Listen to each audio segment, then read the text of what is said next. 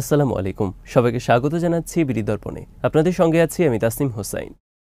মার্কিন president Donald Trump যখন গত মাসে গাজা দখলের ঘোষণা দেন এবং ইসরায়েল তাতে জোরালো সমর্থন জানায়, তখনই বোঝা গিয়েছিল আসলে সাময়িক যুদ্ধবিরতি তাদের লোক দেখানো কৌশল, যাতে যুদ্ধবিরতির নামে হামাসের হাতে থাকা জিম্মিদের উদ্ধার করা সম্ভব হয়।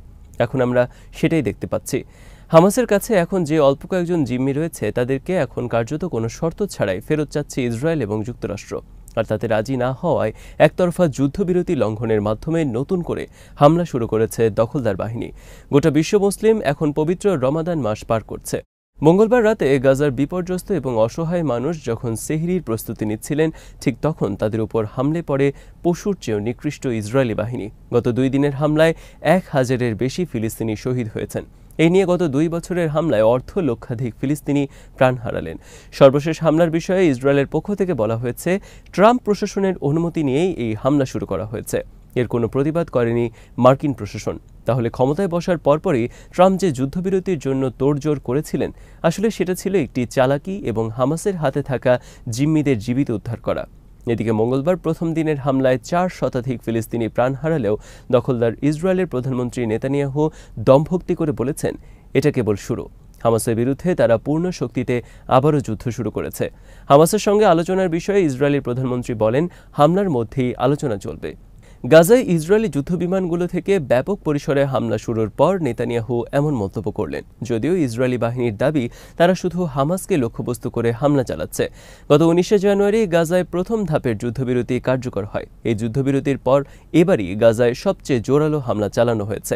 গাজার বেইত লাহিয়া, রাফা, নুসেইরাত ও আল মাওয়াসি এলাকায় মঙ্গলবার বিমান হামলা চালানো হয়। এতে এইসব এলাকার মানুষ গত জানুয়ারি থেকে যে আপেক্ষিক শান্তি বোধ করছিলেন তা কার্যত ভেস্তে যাচ্ছে। হাসপাতালগুলো আবারও হতাহতে ভরে গেছে।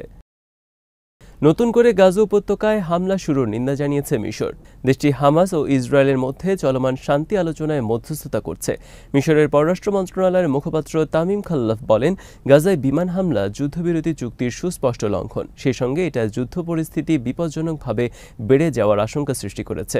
মূলত আমেরিকা ও দখলদার ইসরায়েল কয়েক ধাপের যুদ্ধবিরতি চুক্তির শর্তে পরিবর্তন আনতে চাইলে যুদ্ধবিরতি চুক্তিটি অনিশ্চয়তার মধ্যে পড়ে যায়।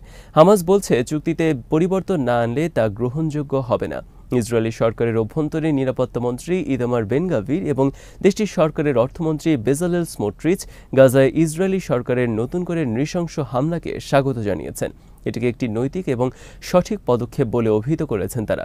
বেন-গাভির মঙ্গলবার বলেছেন, তিনি গাজায় ইসরায়েলের ব্যাপক আক্রমণে ফিরে আসাকে স্বাগত জানান। অথচ গাজায় নিরপরাধ ফিলিস্তিনিদের উপর চলমান গণহত্যায় নিশ্চুপ আরব বিশ্ব তথা মুসলিম দুনিয়া।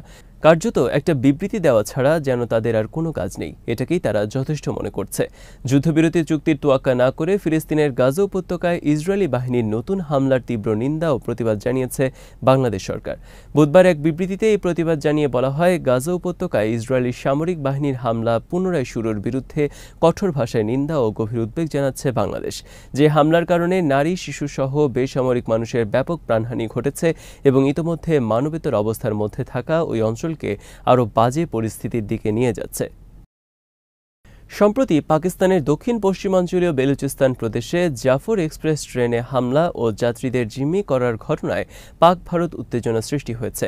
বিচ্ছিন্নতাবাদী সশস্ত্র গোষ্ঠী বেলুচ লিবারেশন আর্মি ট্রেনটির 4 শতাধিক যাত্রীকে জিম্মি করে। পরে সেনা অভিযানে অন্তত 33 বিদ্রোহী ও 21 যাত্রী প্রাণ হারায়। পাকিস্তানের দীর্ঘদিনের অভিযোগ, বিএলএ এর সঙ্গে ভারতের যোগাযোগ রয়েছে। এবার পাকিস্তানের প্রধানমন্ত্রী শাহবাজ শরীফের উপদেষ্টা রানা সানাউল্লাহ সরাসরি বলেছেন, বেলুচিস্তানের ট্রেন জিম্মি ও হামলার ঘটনায় ভারতের হাত রয়েছে। তিনি বলেন, এই হামলার পেছনে রয়েছে ভারত। আফগানিস্তানের ভেতর থেকে ভারত এসব হামলা চালাচ্ছে।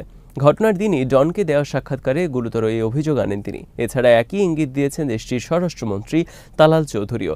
জিও টিভিকে দেওয়া সাক্ষাৎকারে দেশটির স্বরাষ্ট্রমন্ত্রী তালাল বলেন, ট্রেন হামলার সঙ্গে 70 থেকে 80 জন সন্ত্রাসী জড়িত ছিল।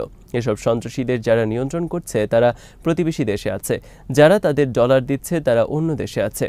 আমাদের শত্রু ভারত অবশ্যই এটিকে সমর্থন করবে। অপরদিকে জাফর এক্সপ্রেসে ট্রেন নিষিদ্ধ ঘোষিত বেলুচিস্তান লিবারেশন আর্মির সন্ত্রাসী হামলার বিষয়টি জাতিসংঘ নিরাপত্তা পরিষদে উত্থাপন করেছে পাকিস্তান। দেশটি অভিযোগ করেছে আফগানিস্তান সন্ত্রাসী গোষ্ঠীগুলোর বিরুদ্ধে কার্যকর ব্যবস্থা নিতে ব্যর্থ হয়েছে এবং সীমান্তবর্তী হামলায় মদদ দিচ্ছে। একই সঙ্গে পাকিস্তান নিরাপত্তা পরিষদকে পশ্চিমা সীমান্ত থেকে আসা সন্ত্রাসী হামলা ঠেকাতে কার্যকর পদক্ষেপ নেওয়ার আহ্বান জানিয়েছে এবং শিগগিরই সন্ত্রাস বিরোধী পদক্ষেপের প্রস্তাব উত্থাপন করবে। জাতিসংঘে পাকিস্তানের স্থায়ী প্রতিনিধি মুনির আকরাম বলেন, জাফর এক্সপ্রেসে হামলার সময় সন্ত্রাসীরা সরাসরি আফগানিস্তানে অবস্থানরত তাদের পরিচালকদের সঙ্গে যোগাযোগ রাখছিল। যেখান থেকে এই হামলার পরিকল্পনা ও পরিচালনা হয়েছিল আমাদের কাছে প্রমাণ রয়েছে। আমাদের প্রধান প্রতিপক্ষ এই হামলা চালানোর জন্য আফগানিস্তানে তার মদতপুষ্ট গোষ্ঠীগুলোকে ব্যবহার করেছে এবং অর্থায়ন করেছে। অর্থাৎ এর মাধ্যমে তিনি ভারতকে ওই হামলার মূল পরিকল্পনাকারী হিসেবে উল্লেখ করেন।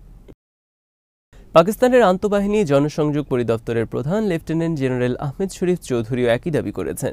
তিনি বলেছেন, বেলুচিস্তানে জাফর এক্সপ্রেস ট্রেন হাইজ্যাকের মূল মদতদাতা ছিল ভারত।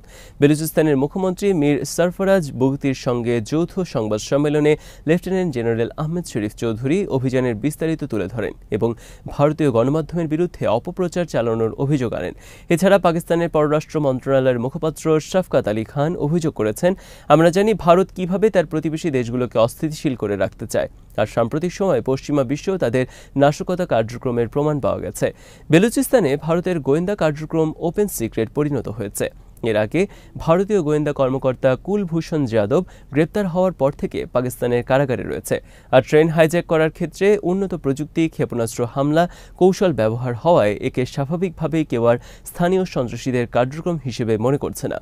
সবকিছু মিলিয়ে পাকিস্তান ও ভারতের মধ্যে নতুন করে চাপা উত্তেজনা বিরাজ করছে। তাছাড়া বিবিসি ও কয়েকটি আন্তর্জাতিক গণমাধ্যমের প্রতিবেদনে বলা হয়েছে, 5ই আগস্টের পর বাংলাদেশের পরিবর্তিত পরিস্থিতিতে ইসলামাবাদের সঙ্গে ঢাকার সম্পর্ক বৃদ্ধি পেয়েছে। বিগত বছরগুলোতে পাকিস্তানের সঙ্গে সম্পর্ক কী হবে সেটা নির্ভর করত ভারতের ওপর। ছাত্র জনতার অভ্যুত্থানের পর থেকে সেই পরিস্থিতির পরিবর্তন হয়েছে। এতে খানিকটা ক্ষুব্ধ হয়েছে ভারত। তবে পাকিস্তানের সাবেক প্রধানমন্ত্রী তেহরিকে ইনসাফ পার্টির প্রধান ইমরান খান এই ইস্যুতে আফগানিস্তানকে জড়ানোর বিপক্ষে।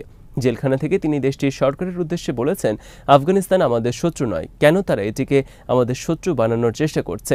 কেন আপনি মুসলিম ভাইদের সঙ্গে যুদ্ধ করার চেষ্টা করছেন? তবে পাকিস্তানি বিশ্লেষকরা ধারণা করছেন, বেলুচিস্তানের ঘটনায় যে ভারতের মদদ রয়েছে তাতে কোনো সন্দেহ নেই। আর হামলাকারীরা আফগানিস্তানের সীমান্ত অঞ্চল থেকে তাদের কার্যক্রম পরিচালনা করছে। এর সঙ্গে তালেবান সরকারের সরাসরি কোনো সংশ্লিষ্টতা নাও থাকতে পারে। গাজা যুদ্ধে শুরু থেকেই ফিলিস্তিনিদের প্রতি সহানুভূতি জানিয়ে আসছে ইয়েমেনের হুথি বিদ্রোহীরা। এমনকি তারা ইসরায়েলের অভ্যন্তরে বেশ কয়েকবার ক্ষেপণাস্ত্র হামলাও চালিয়েছে। সর্বশেষ হামলার জবাবে ইয়েমেনের সশস্ত্র বাহিনী ইসরায়েলের নেভাতিম বিমান ঘাঁটিতে ফিলিস্তিনি 2 নামক হাইপারসনিক ব্যালিস্টিক ক্ষেপণাস্ত্র দিয়ে সফলভাবে আক্রমণ চালিয়েছে। মঙ্গলবার ইয়েমেনি সশস্ত্র বাহিনী এক বিবৃতিতে জানিয়েছে, ফিলিস্তিনি জনগণের সাথে সংহতি প্রকাশ করে এবং গাজায় শত্রুদের অপরাধমূলক গণহত্যার জবাবে এই অভিযান চালানো হয়। ইয়েমেনের বিবৃতিতে সতর্ক করে বলা হয়েছে, গাজায় আগ্রাসন বন্ধ না হলে ইসরায়েলের অভ্যন্তরে হামলার লক্ষ্যবস্তুর তালিকা বাড়বে। ফিলিস্তিনিদের বিরুদ্ধে গণহত্যার ঘটনায় তারা চুপ করে থাকবে না। আজ এখানেই শেষ করছি। সবাই ভালো থাকুন, সুস্থ থাকুন আর দেখতে থাকুন বিডি দর্পণ। চ্যানেলটি ভালো লাগলে সাবস্ক্রাইব করুন, সংযুক্ত থাকুন আমাদের ফেসবুক পেজে। আল্লাহ হাফেজ।